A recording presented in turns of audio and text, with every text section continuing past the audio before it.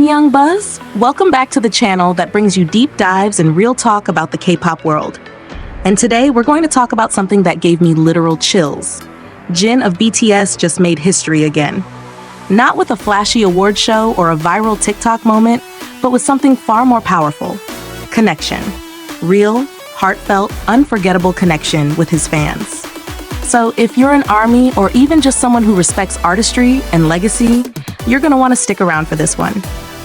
Because we're going to talk about how Jin's solo fan concert tour in Japan wasn't just a concert, it became a cultural moment. One that literally made headlines across an entire country. Let's start with the headline that blew everyone away.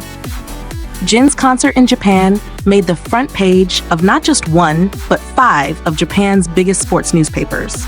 Sports Nippon, Daily Sports, Nikkan Sports, Sports Hochi, and Sankei Sports all featured him, front and center. Think about that. A K-pop soloist on the cover of 5 national newspapers. That has never happened before. Ever. Not even for group activities. It was a first, and it was for Jin.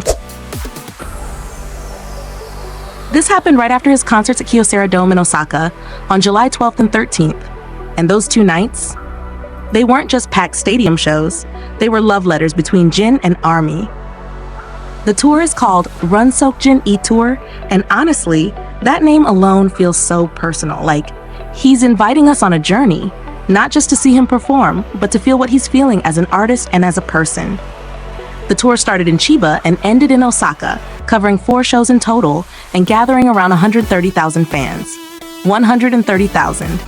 Can we just pause for a second?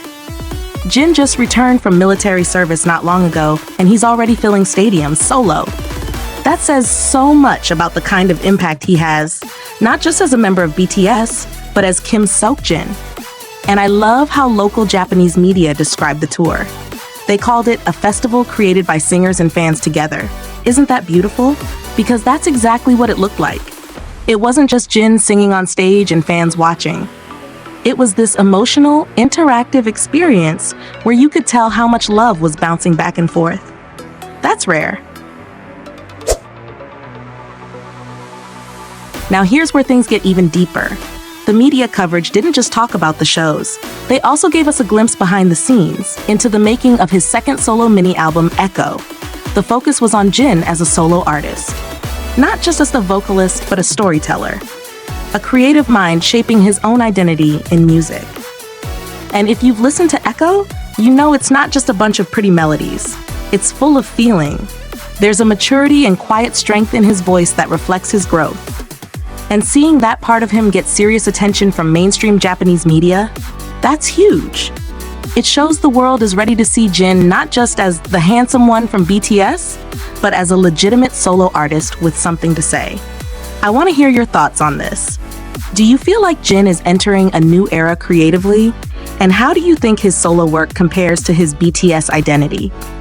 I know it's hard to separate the two, but I think we're watching something really special unfold here. Also, for anyone who went to the Japan shows or followed it online, what was your favorite moment from the concert? Was it a specific performance? A speech? The crowd's reaction?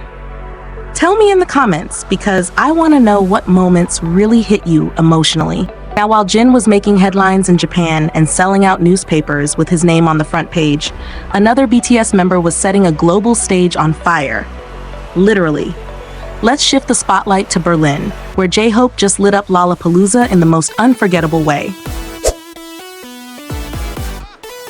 On July 14th, J-Hope performed at Lollapalooza Berlin at the Olympiastadion. And listen to this, the show started at 3 a.m., 3 in the morning, and yet the stadium was packed. 60,000 people showed up for J-Hope. 60,000.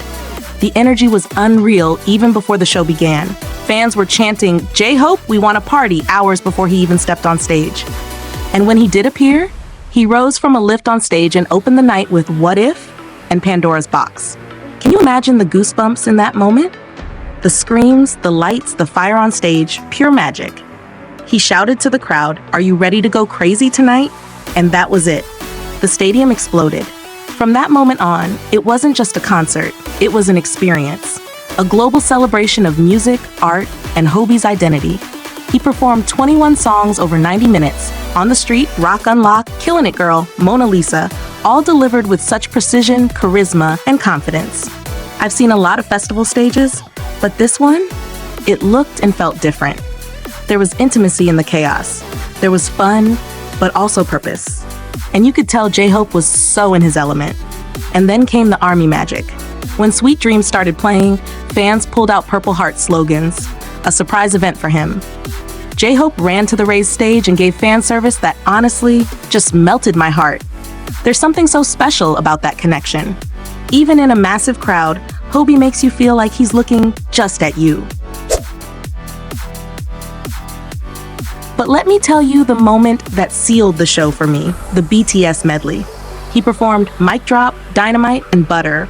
The crowd went wild. You could hear Korean fan chants echoing through Berlin. Korean chants in Berlin. That's the kind of influence BTS has carved out in the world, and J-Hope is right there, owning it. And I love how he closed the concert.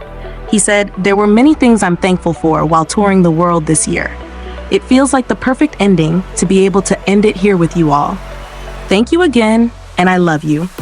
And after that, he came back out for an encore. He performed Equal Sign, Future, and Neuron, ending the night not just with noise, but with meaning. Because those songs are about hope, unity, and forward movement. Which honestly, that's what J-Hope has always stood for.